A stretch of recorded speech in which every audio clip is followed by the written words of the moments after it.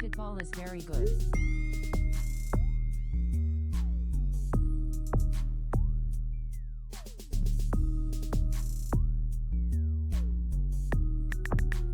Basketball is very good.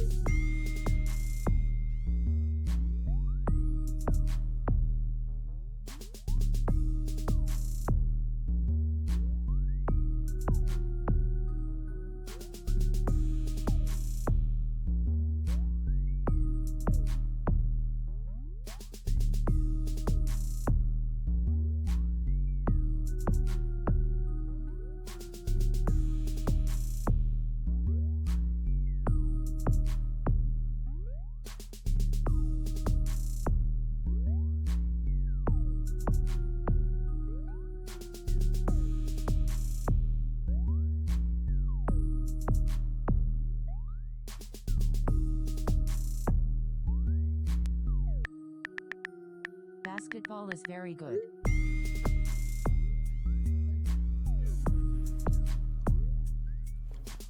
Ten count, but you'll say go. Gotcha. All right, so Basketball is very good.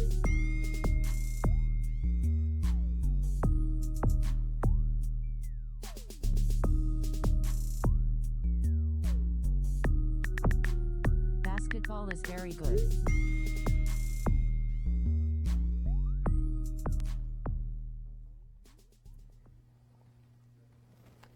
hello and welcome to NBA Group Chat Live, the podcast for the eye test. My name is Chris Ryan. I'm an editor at TheRinger.com. I'm joined as always by Justin Verrier, and today we have two special guests, Kevin O'Connor and Jason Concepcion. Let's go. It's the playoffs. Every possession matters, Justin. Don't forget about our friends in the back here. What's up? Paolo's back here. He's going to be hitting us up with some social questions. Keith's back there. Mining Bitcoin. Keith's mining Bitcoins. It's been a long night with this Houston-Minnesota game. We've been mining our own Bitcoins, trying to get through it.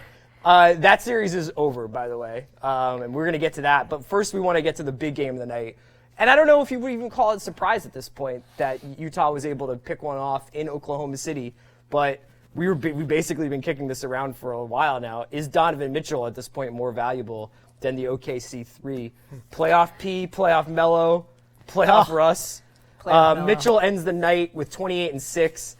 For what it's worth, I thought Russ was more efficient than Mitchell, but I guess the narrative machine is going to say what it's going to say. Guys, what did you think of Utah's performance tonight, Justin? What did you think? Were you surprised that they were able to get one and that they're going to go back to Utah with a split? No, I mean, a lot of these teams in the bottom half of the West are just really evenly matched. We look at even the Blazers and the Pelicans, we say, what a surprise that the Pelicans are up 2-0 in that series, but a lot of these teams are one game apart, if that. And I think you saw that here. Steven Adams has a little bit of an injury, and all of a sudden, the Jazz are just able to take advantage. Mitchell was great, and so was Gobert. Yeah, the Carmelo Anthony, Paul George, and Russell Westbrook were 0 for 14 in the fourth quarter. That's tough. Yeah, that's from Fred Katz. The Jazz won 102-95. And, Kevin, do you feel like, is home court shakier this season? Is it my imagination? I'm not getting the feeling like these teams are in cauldrons and that there's no chance for them to get out. I think these teams are evenly matched in a lot of ways, or it's really strong matchups. So you have a guy like Mitchell, who's, granted he's a rookie, but they're putting Paul George on him in that second half, and he's still getting buckets, still creating space. So it's like, home court, how valuable is it when you have great players going against other great players? Mitchell is already one of the game's better players, period, not just young players in the league. He's someone that gives Utah a chance to win games. So beyond just the standings are almost equal, you're saying that these specific matchups are actually pretty. Yeah, well, think about the West. Yeah. Right? It was 2 games of separation between 3 and 9. Yeah. So Portland was a 3 seed. Yeah. But who cares? Right. There wasn't much of a difference from every other team. No, it's Houston and Golden State, and then it's everybody else. Did you leave this game thinking OKC just does not have it this year? There's just something wrong with the way Presti put the team together? Or after Robertson's out, there's just nothing that they don't have enough perimeter defense? Yeah, they just don't really have the horses to put in a dominating performance. And I think, to your point about home court, I also think we're not at the point in the playoffs where the intensity has gotten to that level of the refs letting physicality go and it's getting chippy. So you don't really see that thing where the crowd is just hanging on every possession yet. But I agree with Justin and KOC. These teams are just evenly matched. they're strong at the same places, and it's just going to be a trading punches situation in a lot of these series. One thing that's been interesting over the last couple of seasons, especially post Durant with OKC, is that I think when it was Durant and Westbrook, the scrutiny was on the bottom half of the roster, right? Like the non-elite players on the roster.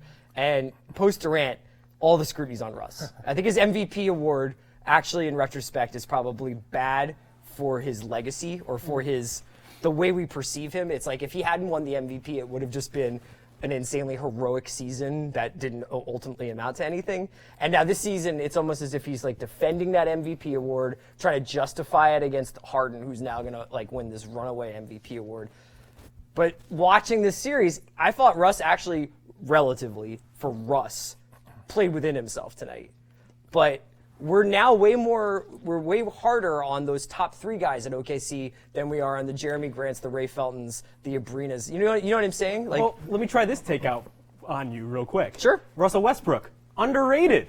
He's been good in the back half of the season. And you look at him in these past 2 games, he's probably their most consistent player. I mean, Paul George had the first game where he went off. He was at 30 whatever in the third quarter, I believe. Yeah. But, like, in this game wasn't to that level, and Melo, the guy who's taking shots as if he were one of those guys, still not good. I don't know if you've heard this, Chris. Carmelo Anthony, not good. I think to that point, it's fair to criticize those top 3 guys because they gave up all those good backups for those guys. Yep. Yeah. One of those guys is dominating right now in the playoffs in Victor Oladipo. Right? So they exchanged those quality role players for the stars that are supposed to elevate them, and yet they haven't at all.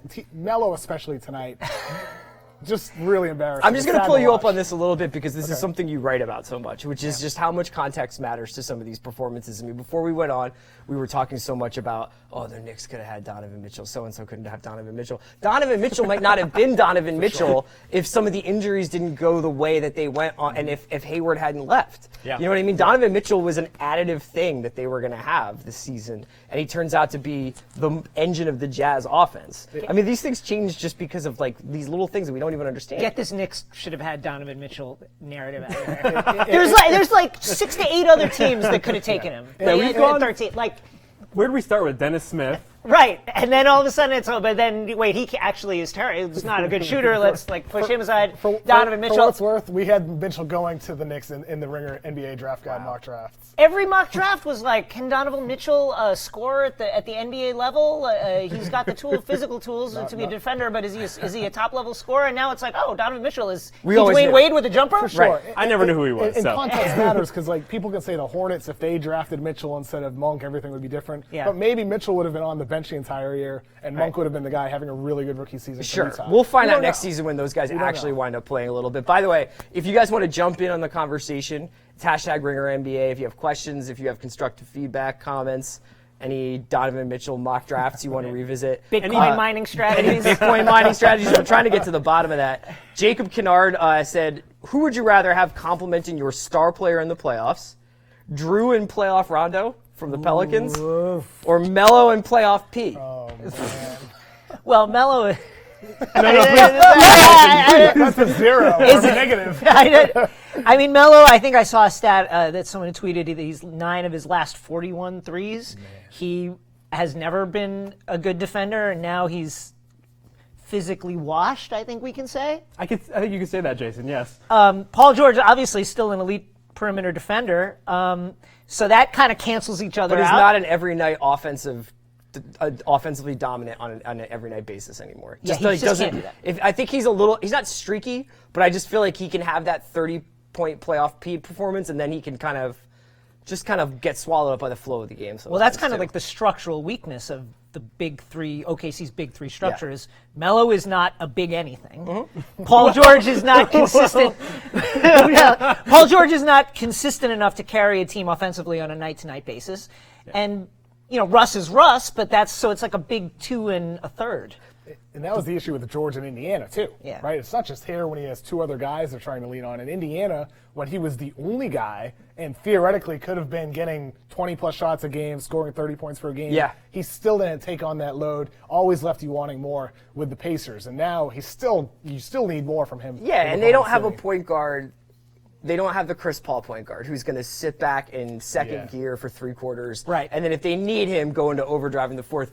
Paolo, was there something about playoff P you wanted to drop on us? Yeah, so post-game, somebody asked Paul George if he had pressure to perform to his playoff P billing. Uh-huh. And he said, quote, "It's not like it's a name I'm trying to live up to." Yes. Then Melo next to him goes, "You can't give it back now." So let's that's a great point. I want to break this down for a second. You can't, You can't disown the name you give you yourself. cannot. So Melo is right. Yes. Second of all, Yes. are they taking this loss quite seriously enough if they're getting into a semantic debate about nicknames?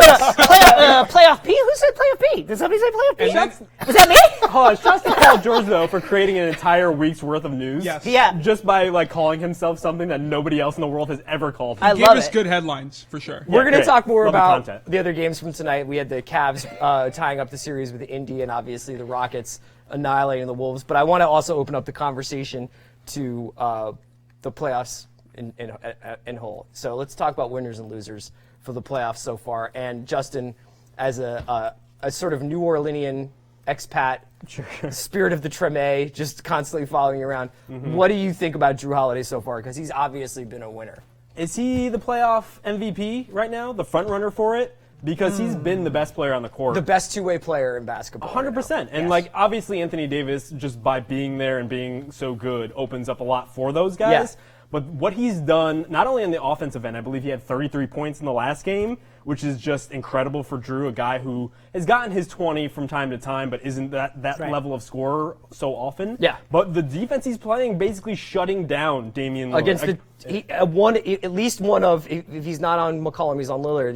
The two best players on He's Portland. exposing. Yeah. And it's not just man-to-man 100%. defense; it's the timeliness Yeah. with some of the plays he made. Like in Game 1, that last minute, Yeah. was some incredible. of the plays he made, the deflection, the block, the The steal, block is one of the best plays of the playoffs. unbelievable. They actually did what I was hoping a couple like Indy would do. I mean, I think Indy did press Cleveland a little bit tonight, but New Orleans, they got that first game in Portland, and they're like, house money. It's up to Portland to defend home court now. We can get really aggressive. We can get after it. And Portland kind of quaked a little bit. So, I mean, I was wondering, when Portland goes to New Orleans, is that going to feel like a road game? Is a playoff New Orleans crowd going to show up? We'll see. I mean, apparently they've sold out both games, which is surprising. Okay. The city has come out when they've made the playoffs. In 2015, they came out for that, but they've kind of been waiting for a team like Right. this. I mean, they're hitting a stride at the perfect moment. If they're not going to get excited about this, what are they going to get excited about? This is probably the most exciting team in the freaking NBA right now. Mirotic and Rondo hitting dagger shots Yeah. was not something that I was prepared for. So, Kevin, the question I have about the Pelicans is there a regression coming? Is there a playoff Rondo playing so above what we think the level that Rondo is? Is there a regression coming? Or is this, actually an incredible playoff team that we have on our hands and they could even make some noise in the next I round? think we saw a little bit of that in Game 1 towards the end of that game where it just seemed like they didn't have enough weapons. Portland started slowing them down at the end of that game, really making a run where Holiday's been terrific. You wonder if he can keep that up, which he's never really been that high-volume scorer. Anthony Davis, he is just on another level from everybody else on the court, but it's a lot to ask him to do that for 7 games, maybe 10, 12, 13, 14 games if it goes into the second round. Yeah. Doing that every single night.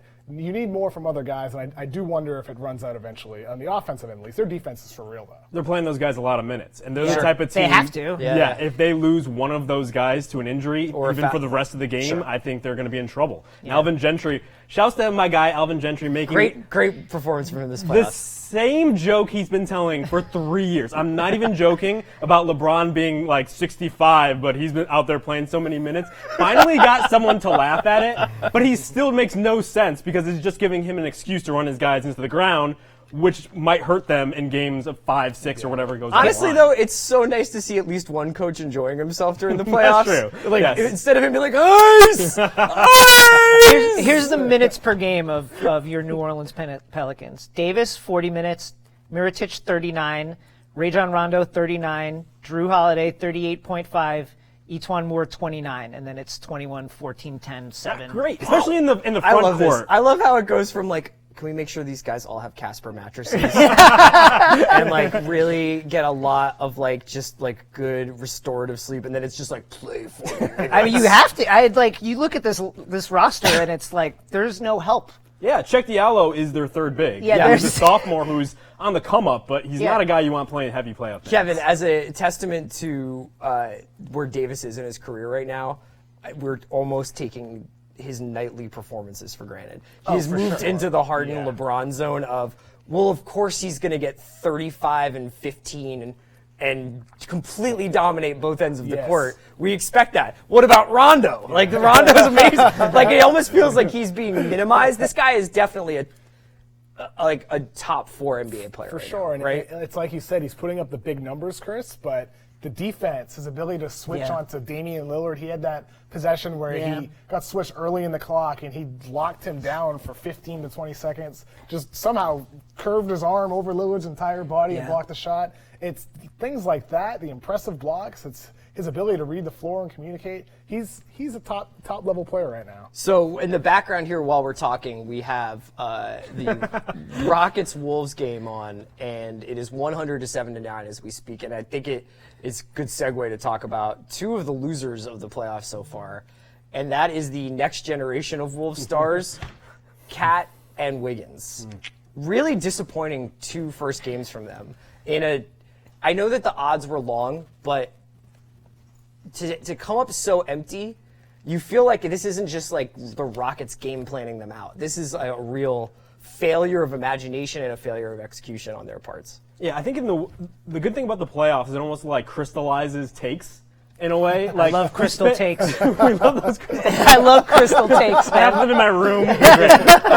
No, but like you spend 82 games and there's a lot of data to really parse through, but it really feels like we've kind of cemented something in these first 2 games. And what we've found out about Andrew Wiggins, not good. Yes. Not a good NBA player. And we've said this all season, wondering like when is the guy that they paid a max you going to show up? Right. Not now. And Turns not for the out rest of the when season. Glenn Taylor was like, I need to look him in the eyes Yeah. and see if he's ready for this, you should have looked him deeper in the eyes. Maybe they just should has have had nice a eyes. longer staring contest. One day we'll come up with an advanced stat that discovers that Andrew Wiggins is good, but that won't be today. Well, here's the thing. So, Pally, do you have a Wolves comment for us or a Wolves question from social Yeah, for so us? basically somebody was asking, given how bad the Wolves have looked, should the NBA just replace them with the Nuggets right now? Or basically, I guess, how would the Nuggets have fared? I definitely think so. For you guys, after 2 games, who is the team that they should hit the eject button and fly in the Nuggets for? It's Minnesota because Yeah. Houston right now, with 30 seconds left in this game, almost over,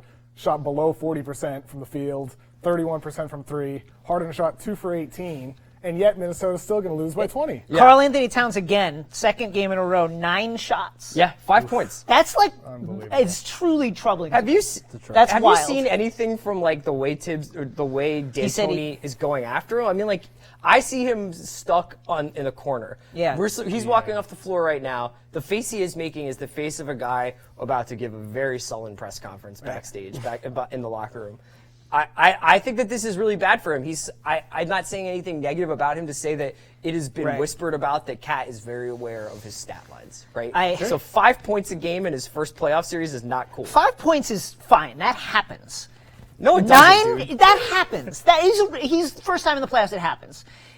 It can even happen 2 games in a row. But 9 shots total for a guy who's that offensively gifted just cannot happen. Is that a Tibbs problem? Is that Tibbs It- relying on yes. Jeff I don't Teague? know. I think it's.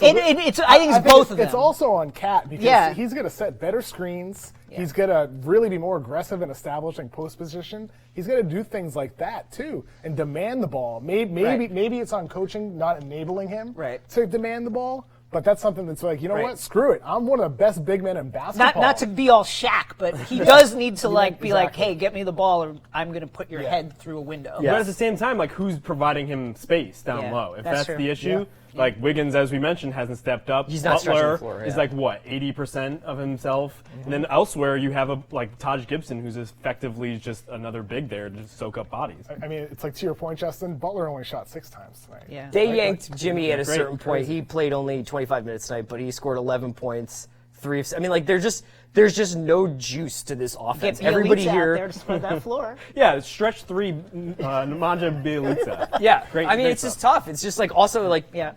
Wiggins actually did take the most shots tonight. So there is like obviously like the difference between how somebody perceives themselves and how they're actually executing in this series is really off. As far as other winners and losers go, can we just take a second to talk about my large adult koala, Ben Simmons? Sure. Do you guys want to talk about him? Yeah. Even though Justice Winslow showed a little bit of a cheat sheet on how to handle Ben, which is do not give him 35 feet of runway to either tomahawk dunk or make a Magic Johnson pass. I think that Kevin and I were talking about this.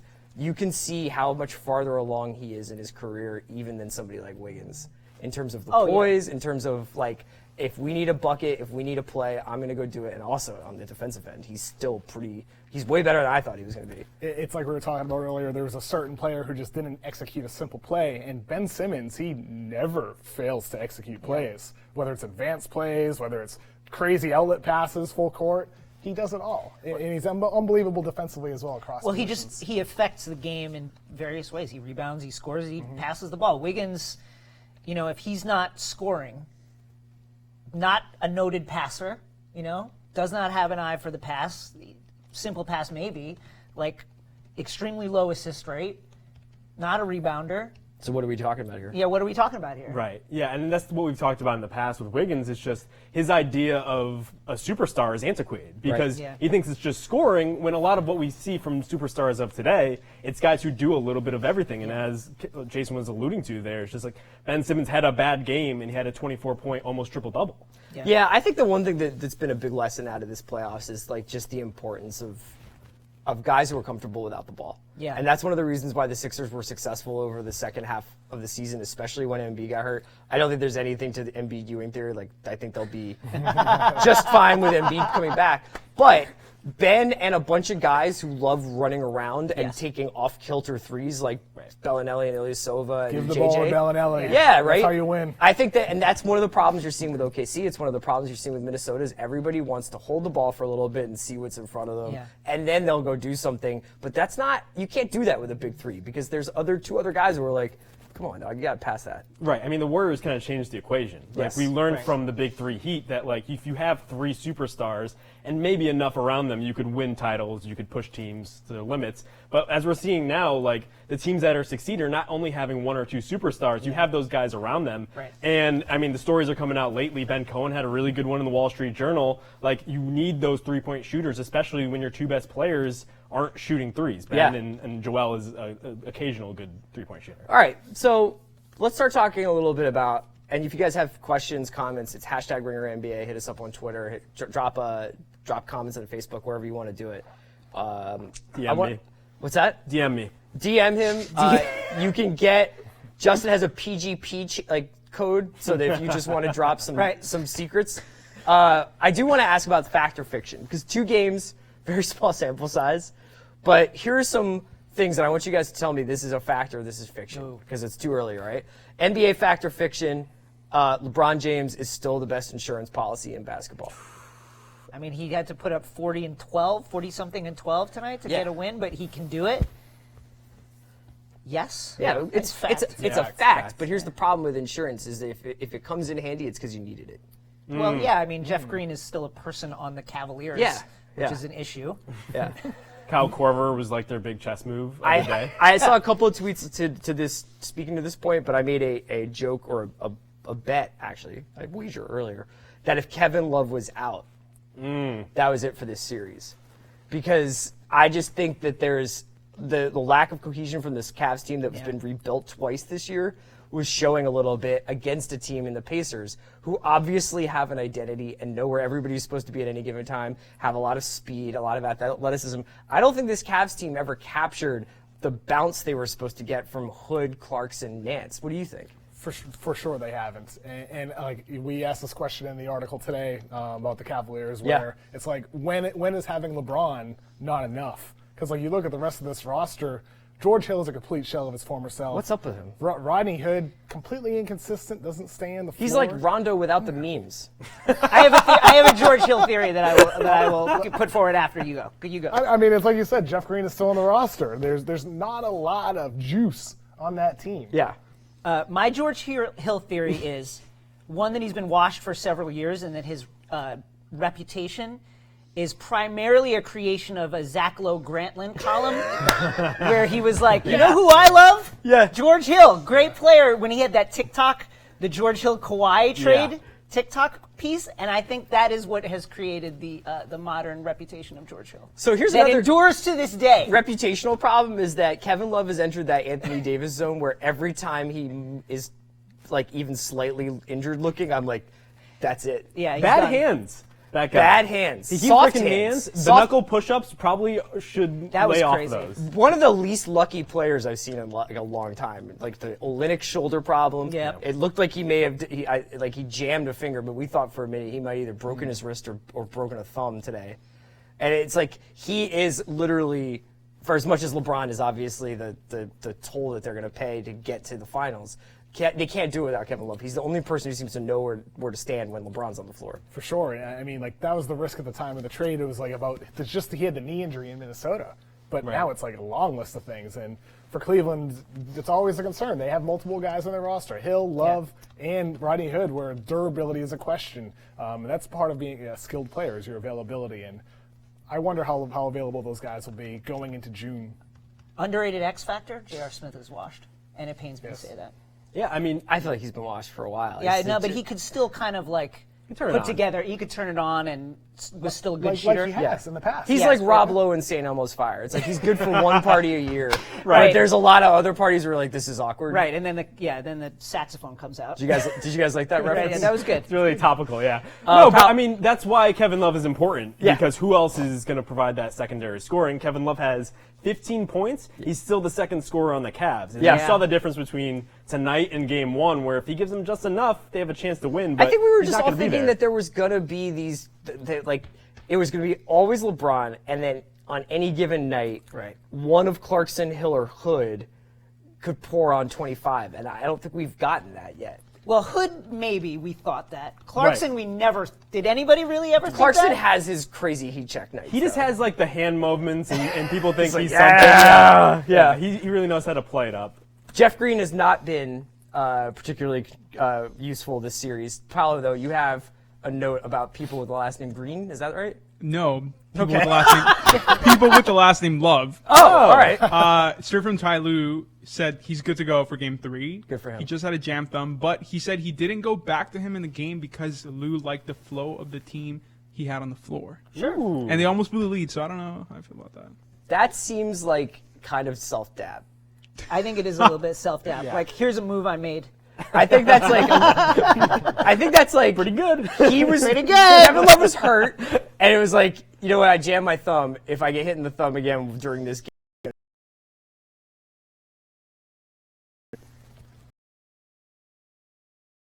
Turns out that was not the case. It does turn out, however, that Boogie lives in Vegas, and I think that's great. I think everybody should live where they want to live. I don't know personally if that's where I would put Boogie. Sure. You know, like that seems like there's plenty of nice places to live in New Orleans. Mm-hmm. Like it seems like it's a little close to the team. I guess the big question we're talking about here, and it's factor fiction. Factor fiction.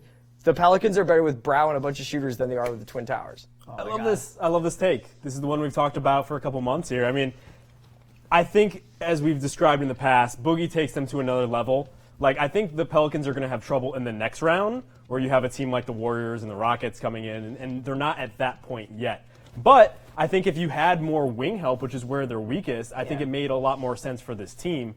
And so you're in a really big question going into this summer where you don't have many options because of your cap situation. Do you just bring Boogie back because it's the path of least resistance? Or do you maybe play for 2 years, and maybe 2 years from now you can get a guy that really augments what AD and Drew do better? It's a monumental risk either way. Sure. Because if you're paying him the full max, you got a guy 280 plus pounds coming back from a torn Achilles. You don't know what type of player he'll be. But if you don't bring him back, you're missing out on a guy who is one of the top big men in basketball, who, as you said, Justin, elevates really what they can become. Because if you get that right, you have two of the game's best big men who can score from inside, outside, who can pass, who can handle the ball. They do it all. Yeah.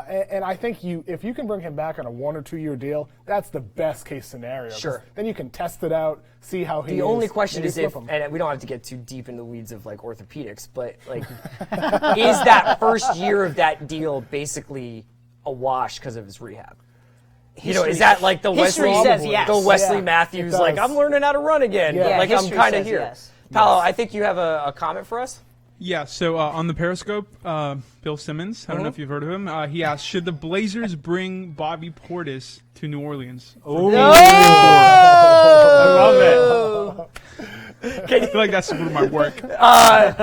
I mean, I think that would be like an interesting move from Olshey. Just have him Sure. sit there like sideline. Yeah. Oh, just sitting there. Yeah, just like, oh, I love No, that. he's not How gonna about play. wearing boxing I love gloves? that. it. You think that's why Stauskas is at the Sixers Yes. games? You think The that's Sixers the Heat have move? Kevin Hart and Allen Iverson and Stauskas. And Stauskas. So it's like really the Mount Rushmore of Philly is there. Sure. I will. It doesn't get talked about enough. This is kind of dark web. Okay. That Bobby Portis put Mirotic in the hospital, gravely injured him, Yeah. crushed his face. Yeah. And the Bulls' response, like as a team, but players and as a franchise, was like, yeah, It's let's really get weird. rid of Mirotic. It's really tough. It's The best re- Both were good after that, and they got along, and the Bulls Did had they? won.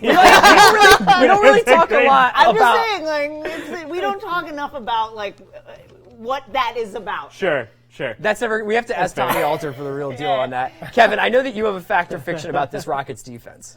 Yeah, I just think Minnesota, we talked about they scored 82 and how Cat's struggling, Wiggins is struggling. How about we also give the Houston Rockets defense So some fact or credit? fiction, defense wins championships, and that's why the Rockets will win the Well, championship. the thing is it's more about their offense. Yeah. They can win games even when their offense is struggling because their defense is so good. They have Clint Capella, one of the best defensive big men in basketball. They have a bunch of switchy, versatile defenders, even without Luke Babamute. Still have PJ Tucker. They have other guys on that roster. Chris Paul, one of the best defensive point guards.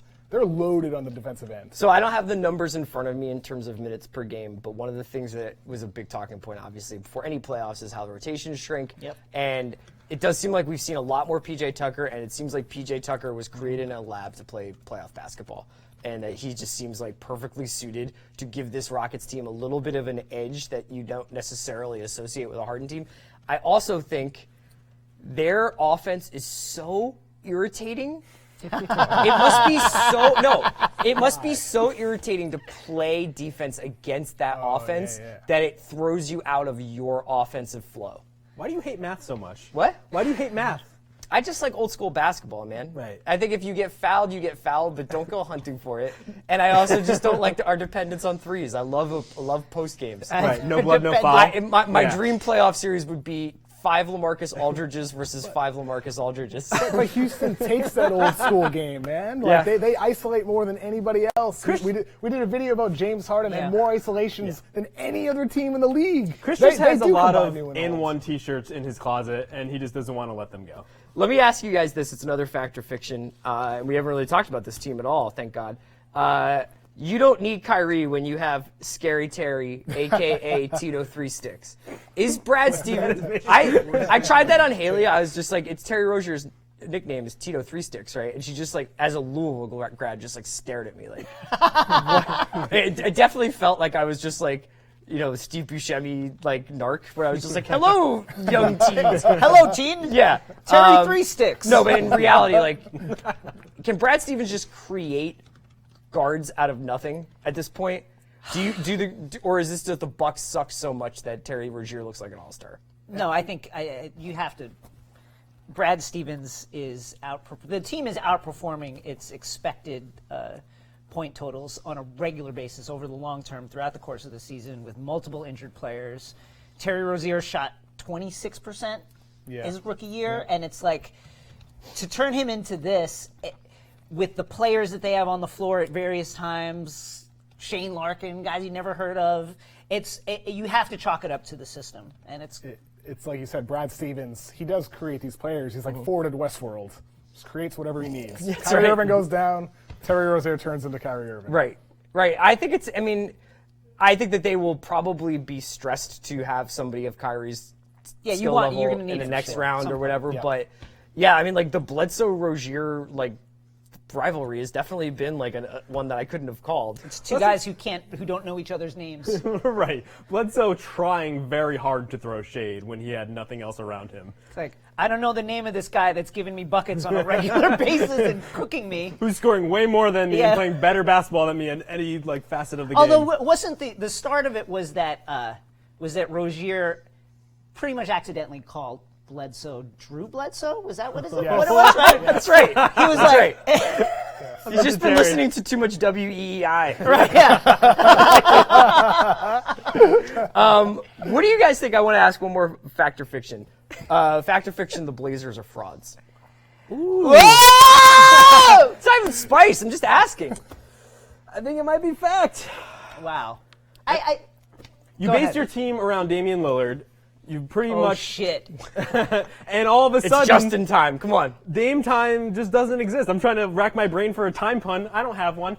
It's just he hasn't shown up in the playoffs. Drew Holiday, as we mentioned, his defense has been great. But if you can't do the one thing that the team has been built around, Yeah. I'm sorry, but that's kind of a fraudulent behavior. He has been, well, yeah, I would say there are frauds in that sense. It's what we're seeing with this series is basically proof positive that Dame is not the top level guy that you could probably advance to a finals with. Especially if he's not going to do it on the other end. Yeah, I mean, so that's an issue. Drew Holiday is eating his lunch. But my question is why were so many people buying? Granted, they were the 3 seed. Because that's how good the fraud is. But they weren't significantly better than any of the other teams below them. In fact, they probably were a little bit worse. So do you feel like that they were is there some similarities between them and the Sixers where they rattled off a lot of wins at a time of the year when some teams were taking their foot off the pedal against lesser teams? Because I still want to value the regular season. I want to believe in what I'm seeing to some extent. And I don't like it when everybody's just it's the second game of a back-to-back, or this team was tanking. It's just beat NBA teams and I give you respect. I think it's a little bit of the problem. Why do I that- sound like I'm 72 years old? Hey, why can't you play hard in the regular season, you guys? I think it is a little bit of the way we criticized the Raptors in the past, which is they have a talented backcourt that can put buckets on inferior opposition, and that inflates their win total to a degree that kind of doesn't accurately correspond with how good they are. Yeah. And then when you meet a team that matches up well, that's the other thing. This is a bad matchup for them. It's a terrible matchup. It's a bad matchup. It's like Bill Simmons has said on his pod before. That's why you're going to watch the game. It's a bad match. AD is the best player guess, on the floor, Blood and boys. Rondo and Drew can negate or at least hinder what CJ and Dame do. That's a tough matchup for them, too. So that's a bad matchup. New Orleans It's a bad matchup. New Orleans was built to make them look like frauds. Yeah. But if it were Yeah. any other matchup, maybe Portland's up 2-0. We're talking Yeah. about them. How far can they go in the playoffs? What are they going to do? Maybe the Warriors aren't ready for them. Exactly. Yeah. Speaking of all these teams, I want to talk a little bit about watchability because this is also, to some extent, an entertainment. What do you guys think has been the most entertaining series so far? Let's do a little watchability right. I mean, I don't want to keep dipping into the Pelicans-Blazers but that series has been riveting. I think that is far and away. What do you think is number 2? If the Pelicans-Blazers is easily the most entertaining. You guys go Sixers Heat with me? Yeah, Philly, Miami. Yeah. For sure. Just because of the youth on display, and we're getting to see these guys in this pressure cooker for the first time, how they're going to react. The fact that Fultz is getting playoff minutes is He was, yeah. is not we cannot talk about enough about how wild that is. Yeah. Does Philomena the White Widow still have season tickets in Miami? Are we going to get her? Don't you remember her, the woman who gave double? Yes, I remember. I do remember. yes. She flipped off Joakim Noah. I hope so. I mean, Wade's back. Maybe she can come back. That's too. what I'm saying. Bring everyone back. Yeah. I mean, the chess match also has been pretty Yes. riveting. Yes. The adjustments the Heat made on Yes. Ben Simmons, as you mentioned, but also elsewhere on the team, just kind of some of the matchups going on there. And I wonder what Brett Brown is going to do to counter that. If Joel Embiid isn't going to come back, do you still start? Yeah. So Ersan Embiid's Ilyasova? doubtful for 3. I'm really Tired of being babied. He sure is. Yes, I've heard that. We talked about the Celtics Bucks. I think that's been a really entertaining series. On the bottom half of it, I would say that the 2 top teams in the West seem to just be trouncing their competition. So they're the ones that I wonder whether or not you're going to start seeing people switch off to a rerun of Rizzoli and Isles when the Spurs. Love Rizzoli and Isles. Yeah. What series is over, Kev? Which series is done?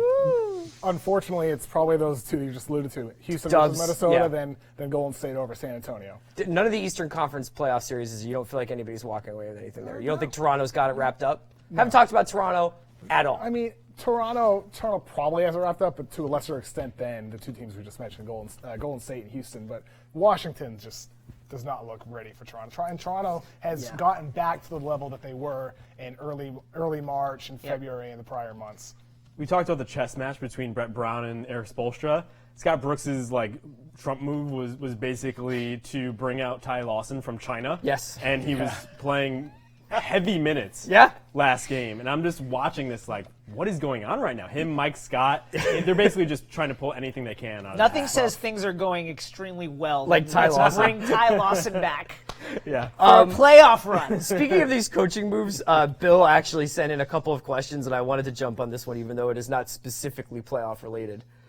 What would be the funniest next Knicks coach? You take this, Jason. I didn't. Can I answer this first? Sure. Joe Michael Cohen. Joe Prunty. Did you say Michael Cohen? I said Michael Cohen. Yeah.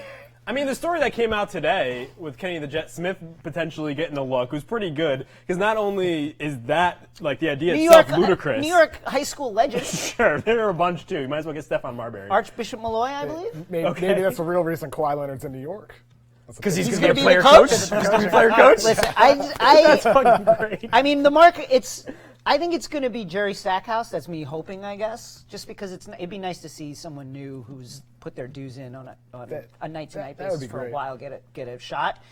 Mark Jackson, the team went to the finals and won it right after he was fired. That's tough. And everybody else is, not a non-factor. Vogel is. It's just a retread, yeah. It's just retreads. I'd like to see them. It'd be cool to see them pick someone out of pocket. Really look at college, look at the G League, look at some of these younger guys. You'd be psyched about Jay Wright. How about Kenny? Something like how that. About Kenny Smith? Kenny Smith, we know nothing about his coaching acumen. He's super good with the iPad on TNT. Yeah. It's just I don't want to cast aspersions or make any kind of comment on his coaching acumen, because literally there's he could be none. great. He could be great as far as anyone knows. We've seen former NBA players go to broadcasting and then become great general The next managers. Steve Kerr, is what I you're think saying. the thing that troubles me about the search in general is that it is sort of the old kind of Knicks thing of, here's a bunch of names that you recognize. Yes. It's Where is the Woodson. left field Yeah, guy? right. Where is the college guy? Where is the Right. well-regarded assistant on a team that I've never heard of? You don't see. I get Stackhouse as that guy, but the rest of them are retreads. It is really interesting because we could have quite a few coaching openings. Not even talking about some of these playoff teams that might be looking for new coaches after one round. And yet the names, whoever's agent, whoever's David Fizdale's agent, whoever's Stackhouse. Steve Clifford's agent, whoever's Stackhouse's agent, Good God, that doing guy's great jobs, because those, there's 4 or 5 guys who are being associated with every single opening. Yeah. And it just seems like there's a real lack of imagination. The one person who's sort of the most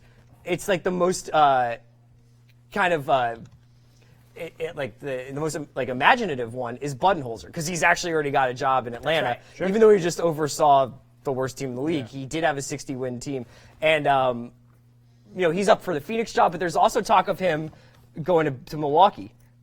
That'd be interesting. really interesting.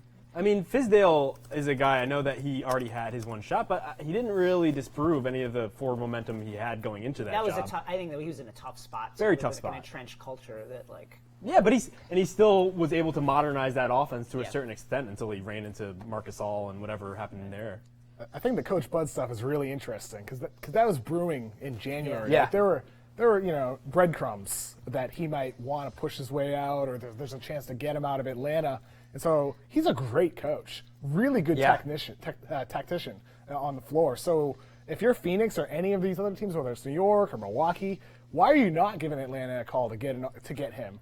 Maybe you do. Maybe you are willing to give something up to get him. Even if you're a team that has a plethora of assets that you're able to give up. I think he would be terrific in Phoenix. My favorite thing about Mike Budenholzer is he always looks like he just ate a hot pepper.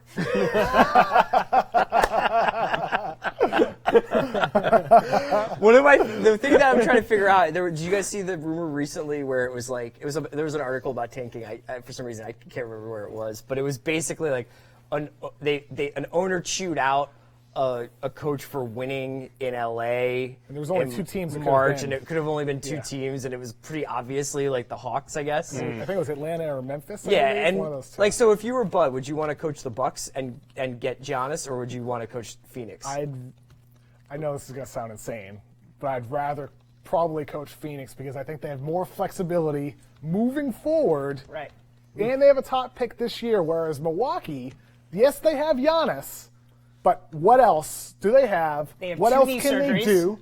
in Jabari Parker. And who knows what they're going to do with him? There's just He'll be gone. There's not a lot that Milwaukee can do, whereas Phoenix really they have limitless possibilities. Limitless! It's the truth. Milwaukee has not had like the one thing that mystifies me is like I understand that the kid situation must have been bad. Actually, Paolo, do you have a question about Jason Kidd or a comment? There was a Knicks comment. It was more a comment than a question from Facebook. Levi Massey. He said the Knicksiest thing to do would be to hire Jason Kidd. That is true. I mean, he was pretty good as a point guard for the Knicks. But my point really basically good. was just that like you saw Bud turn Horford, Korver, and Jeff Teague into all-stars and a 60-win Atlanta team. Granted, LeBron rocked their world. But what could he do with Giannis and Bledsoe and Middleton? Everybody seems to think that Milwaukee's going to magically fix their team by hiring a good coach.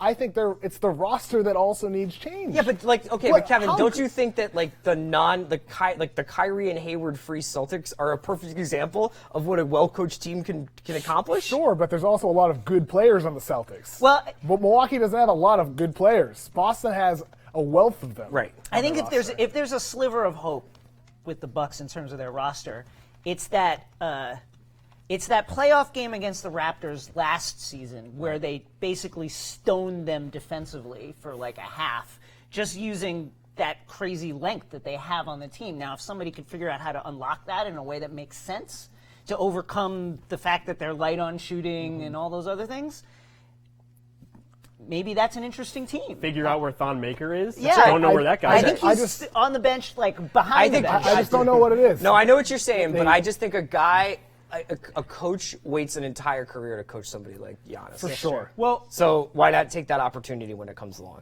I think there is some potential on that roster, but it also, if you look at it, the pressure situation is also completely opposite. Whereas with the Bucks, you're basically being hired to figure that team out and take them to the next level before Giannis hits free agency. Whereas with the Suns, you basically are starting from scratch to a certain degree. You have a bit of leeway and runway to play with in order to take that team to like the playoffs. I agree with you, but we do not have any evidence over the last 5 or 6 years that the Suns are any more stable or less of a pressure cooker than working in Milwaukee is. Sure. And like they have been trying to reboot that team for years now. And I like Booker, but like I just don't see it. I would much rather go to Milwaukee. But I take your point. What do you guys think? Who do you guys think so far would be the playoff MVP for you? Let's just get back to the playoffs a little bit. I mean, maybe LeBron is considering what he's done. Now, if we're going strictly by record, obviously you would favor someone more like Drew Holiday, considering the two-way impact he's had. And we talked about him a lot. But what LeBron is doing with, as we mentioned, just like a high school roster has just been amazing. And I know it's like not interesting to say that LeBron is the best player, but I mean, he's had the best postseason statistically probably so far. Al Horford, I'm just kidding. I'm kidding. His screening, passing, I'm kidding. Look at that screen! Oh my God! It's definitely Drew Holiday, right? Drew Holiday? I'm going to go Ilyasova. Marco Bellinelli. How about Marco? I almost believed you. No, That's how far we've gotten. I think it's technically LeBron, but I also go Drew Holiday. Just because of he's been so underrated for so long, and it's like people are just discovering now that, oh, this guy Drew Holiday that I have never really seen play, was on middling Sixers teams, was injured for basically 2 entire seasons, is good. Is really good. I think it's Braun, but I actually think that he's so good right now that it's bad for the Cavs because look at that. This is team. woo! No. Look at that team. He knows that Spice. he has still got a full tank. He's playing 40 minutes after playing he played every game this season, Yeah. didn't he?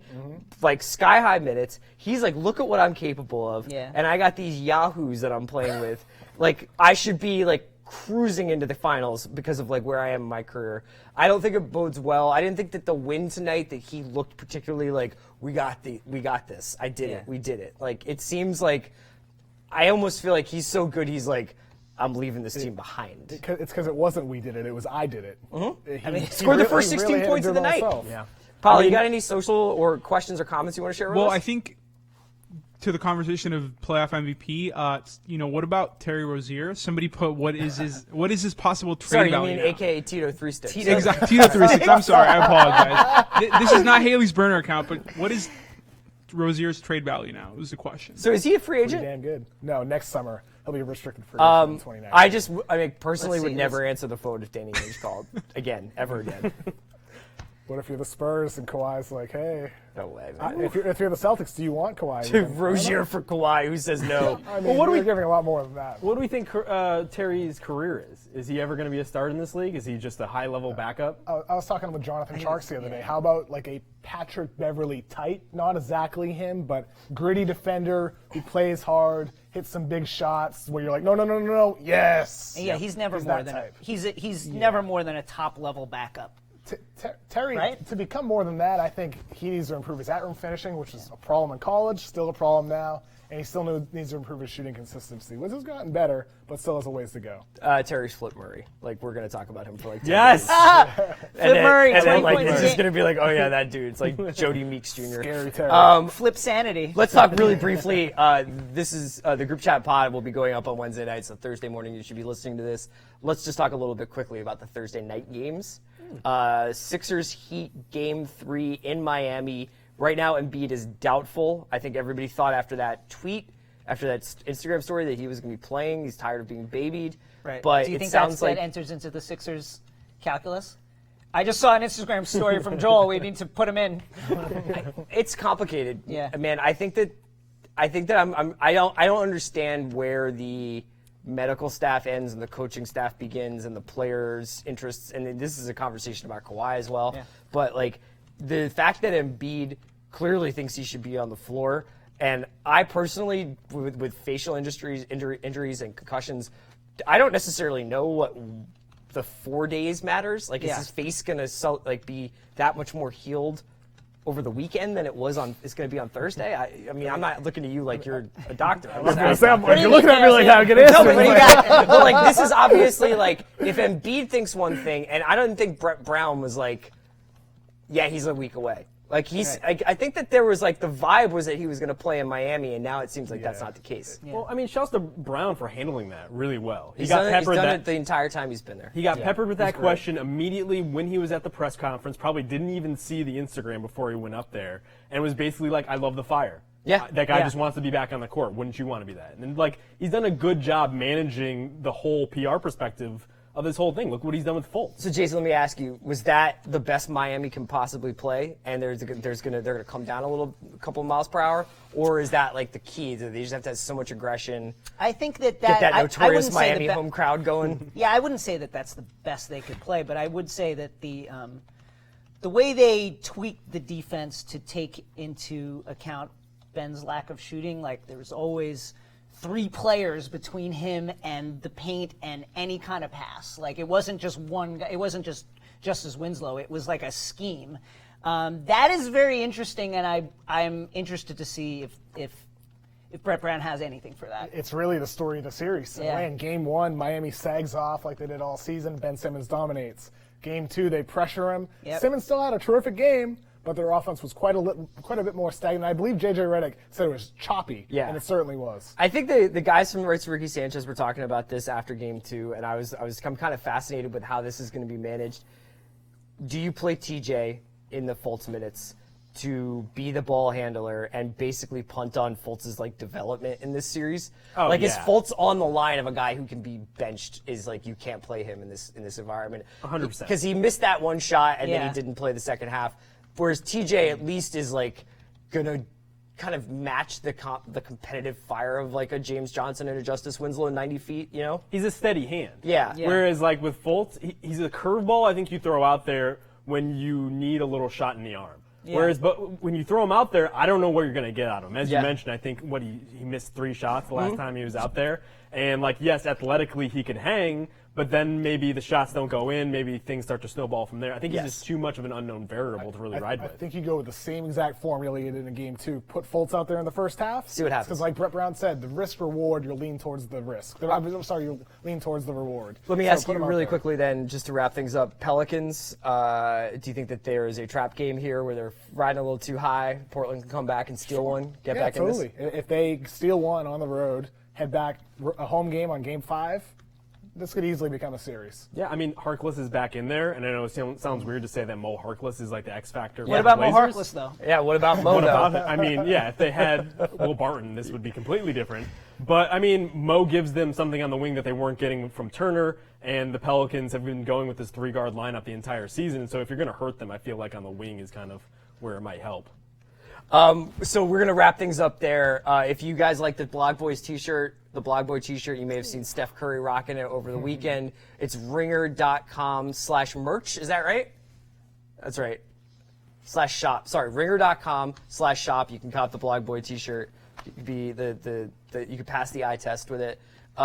We also make sure you're checking out the Ringer NBA show. Heat Check goes up on Sunday nights. Kev and Verno on Tuesdays. Draft class this Friday? Yes. Sources say every other Wednesday. Group chat every Wednesday night going into Thursday morning. Shout out to Keith back there. Everybody wants to know what's up with Keith. Keith, say hi. Keith's mining Bitcoin right now. For Justin. Let him mine. For Let him Justin, mine. Jason, Kevin, Paolo, me, Chris, and everybody backstage, all the crew.